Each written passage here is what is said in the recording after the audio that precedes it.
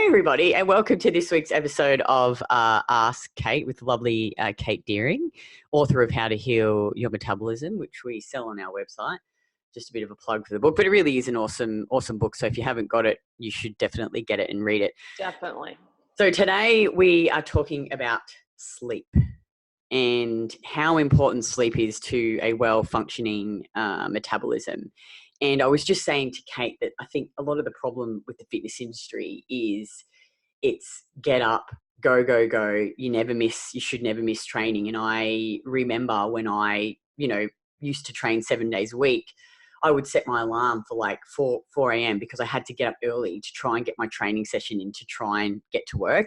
And even though I was so exhausted, I would never listen to my body, and I would just, drag myself out of bed, smash the coffee. God, I remember, especially in winter, and it would be pitch black dark and that alarm would go off and, you're like just so tired.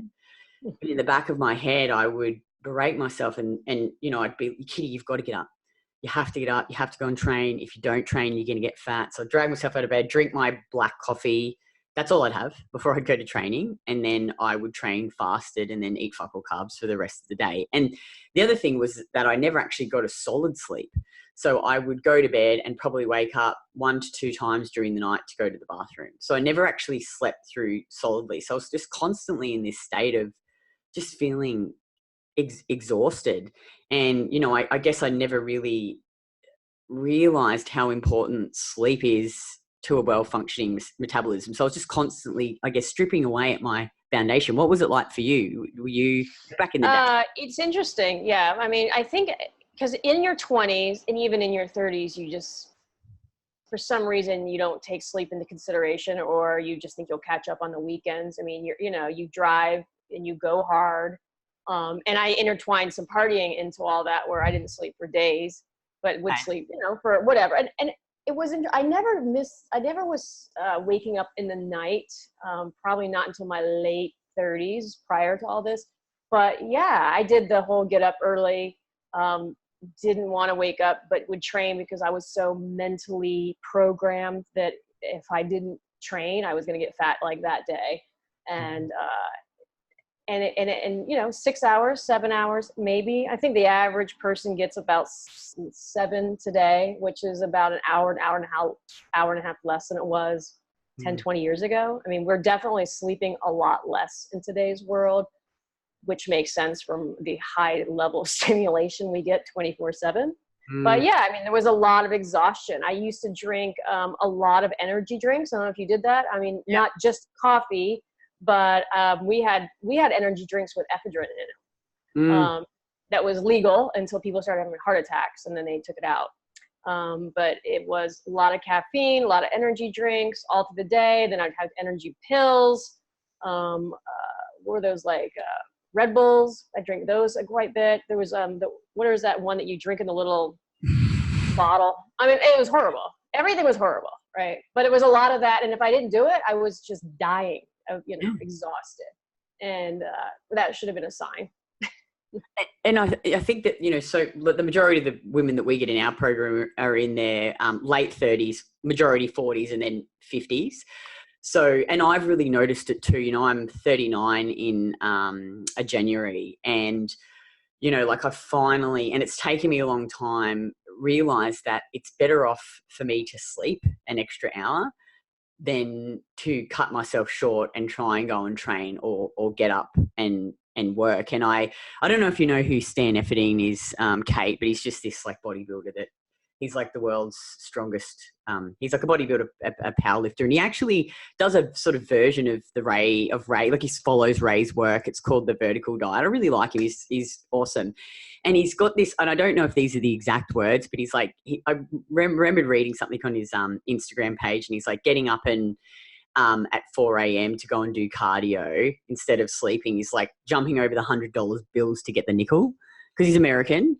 And I was like, oh, that's so true. Like I think it's so many women are under the impression that it's better and that's what the fitness industry is like, is just get up, cut your sleep short to go and actually train. Well, and And I'm not even in the fitness industry. I think in just general, people get up early because they have 17,000 things going on. And if they don't get up, they can't get it all done, get the kids out, get to work, you know, everything that you need to be doing to be successful and thin or whatever it is that you're looking for. I mean, and sleep has been the thing that we keep cutting. And it's the thing that's going to it's one of the 20 things that we're doing that are screwing everybody up, but you got to sleep. For not only to help optimal mitochondria function or the health of your cells, but I mean, you know, as we discussed, I mean, that's your optimal time to burn body fat. And it's a safe time to burn body fat. And, you know, it's when your body rejuvenates. And if you keep skipping out on that, you are going to slowly start breaking down, as so many people do. And that's why all of a sudden in your late 30s, 40s, people start breaking down, and that's part of it. And I think, you know, like I see it in women in our program, they'll, you know, be doing everything right with the food.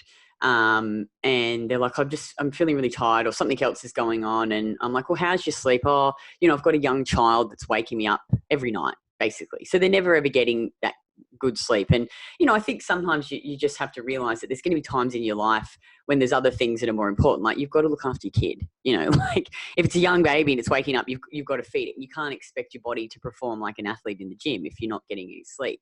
But, you know, it's like, it doesn't really matter what amount of supplements you take or other things that you do. If you're not getting that sleep, it's pointless. So it's, you know, focusing on those basic things, like getting enough calories, getting enough sleep, letting your body rest, like rest in between training sessions and recover fully before you go back. Yeah, that was never a part of my equation ever in my life. And I don't know how you were. It was work out hard, pound, don't sleep, work, get up early, party through the weekend. You know, and I mean, and it did catch up for sure. And it just kind of hits you in the head. And I think you just can live in that stress cycle. You keep pushing it, you know, and you get a little bit more tired, you get pushing it, you know, a little bit harder every time. And it's just like you're driving yourself into a brick wall every single time. And finally that thing is just going to stop you. And essentially that's what happened to me. And I'm sure it probably happened to you too. And it happens to a lot of women and men all the time, is that you just can't. And then what happens is your metabolism starts slowly digressing into a hypometabolic state. And as soon as it gets to that hypometabolic state, then you can't sleep. So it's like a double-edged sword, right? You need sleep to correct yourself, but now you're so fucked up, your body can't sleep because it's just too restless, and your body can't regulate blood sugar, so you're up 3 times a night, and your body can't regulate minerals, so you're pissing all night long. And so, you know, so now you've gone deep into it. And so if this helps, you know, and it is, I mean, I'd love to say, just go to bed, go to sleep. And people are like, I can't, I'm waking up. And, you know, so you got to really start unwinding the things that start helping you sleep better, which is doing the things that support yourself metabolically, right, to help with the sleep. And then when you start sleeping better, then that will again support you even more with the system getting in a healthier state. I remember, and, you know, like the bit of epiphany for me, because I think, you know, like I've known you for a few years now, and I've been doing this for probably like 4 years, but it hasn't been a like, oh, you know, I did the work with Emma, you know, 4 years ago. I wasn't like, obviously I changed all these things over, but the journey, I think from there until now, it's been gradual. Like I've obviously changed a lot of things quickly, but like the real epiphany for me, I think, with the sleep and the calories only really probably came like 8 months ago. Because you know, like we work, I love to work. We love our business. And you and I have talked about this before, you know, because you're older than me and you're like, oh, Kitty, you know, I still did that when I was in my 30s. But I like, you know, I was always up early, like really early, like 4:35. I'm like, go to work, got to get stuff done. And, you know, like we train heavy and we train hard. And even though I was eating enough, I probably wasn't quite eating enough food either. Because, you know, maybe in the back of my head, because I'm eating a lot of food now, you know, and still maybe at a deeper level, I still was worried about how I'm going to gain body. Who fucking knows? Like, because it's so ingrained in you. But I remember, and this is going to sound so weird, but I was like, oh, I'm just going to like, I don't know, I just let myself sleep in a few days. And like the days when I was tired, I would wake up and look in the mirror and I'd look puffy. Like, I know this sounds weird, but like even my stomach, like, cause I don't have abs, but like when I'm well rested and feeling good. You can sort of see that, like, I get up in the morning and I don't look puffy. And I would have a few good sleeps and I'd eat a bit more food and I'd wake up and Craig's like, gee, you're looking lean today. Like, you know, and that for me, then I was like, oh, like I just had this little, like it clicked. And so, you know, now I just try and sleep a bit longer, like an extra hour, which makes all the difference. And I've increased my food even more, which has made the difference to my recovery, my training. You know, and I think it's this constant evolution and journey, like we've talked about, of discovering these things, and it's cementing more and more, because I guess the messages out there are eat less, do more, you know, get up early. It's everything against what we're telling you. But what I realized was like, well, I want to, and we talk about this all the time, I build a body. I want to build, not strip away. And when you don't get enough sleep, when you know, exercise intensely and lift heavy, you know, all of these things strip. So you've got to build, you know, sleep enough, get enough calories. And I think a lot of women are the same. Yeah. Well, and I think you need to understand, like, why do we even sleep? Right. Well, let's talk about that. Let's break down sleep. Why do we sleep? Right. Because I mean, some people don't like really know. I mean, I'm like, yeah, you got to rest, but I mean, you know, I mean, ultimately, you know, we work on our circadian rhythm, and when nighttime comes, it actually becomes stressful to our body. Like, our stress hormones will start to be elevated, and so if we go to sleep, they actually will drop back down, because nighttime is stressful to the human. And I think that's why people that work night shifts are the tendency to be heavier individuals, because, and they usually are sicker individuals, because you're not supposed to be working in the dark hours. Of course, they're under fluorescent lights, but ultimately you should be sleeping in the dark hours, because like I said, it becomes more stressful. And then that's why also when people start having sleep issues, they actually can't, and they start feeling stressed in the evening, they can't sleep. And they actually can't sleep until the sunlight comes out, because that is actually less stressful for their systems. And then they can actually fall asleep. If they are a very stressed body, you'll see that happening.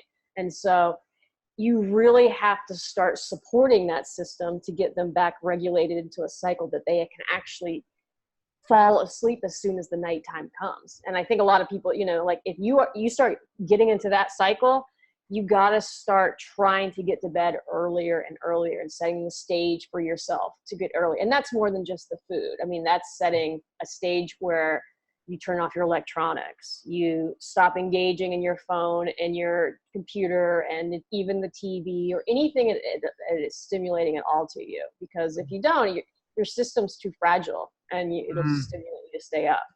So I think I got off on a tangent there. But like I said, ultimately, yeah, the human body is meant, I mean, it wasn't until we started inventing light that we started to stay up, you know, for a lot longer hours, because we couldn't before. You know, you have your candle or whatever it is. When it got dark, you go to bed. It's too dark. You know, now we have electricity and light and things that are 24 hours. I mean, when I grew up, there was 4 TV stations, and at midnight they shut off.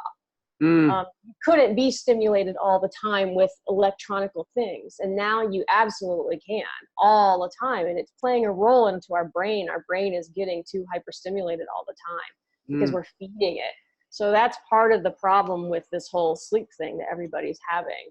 But the other part of it, as we've discussed, is their metabolisms are all messed up. And when you were in that hypometabolic, unable to regulate blood sugar state, your body can't feel relaxed. And in the relaxed state, it can sleep deep.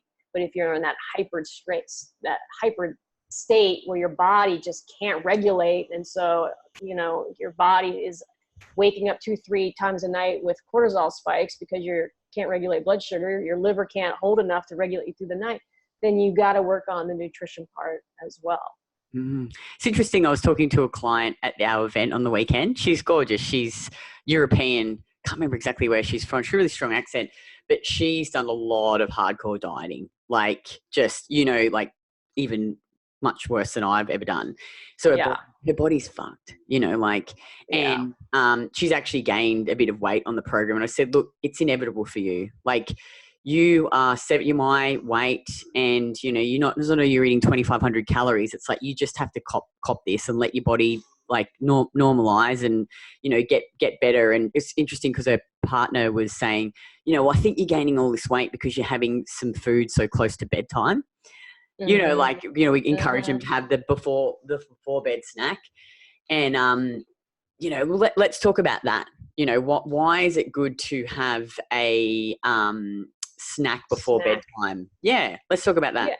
Yeah. Well, if somebody, again, if you've been dieting or chronic dieting for a long time, or you're in a stress state, more than likely your liver is not regulating it's not holding enough sugar to regulate you through the night. So you have to remember that your liver holds all the sugar for basically everything in your body besides your muscles, because that's where it's coming from, and it's regulating to feed everything. And if your system, if your body, for maybe you've been carb depleting for so long, and now you're going to start increasing metabolic rate with a liver that can't hold a lot of sugar, it's going to wake you up. Your body's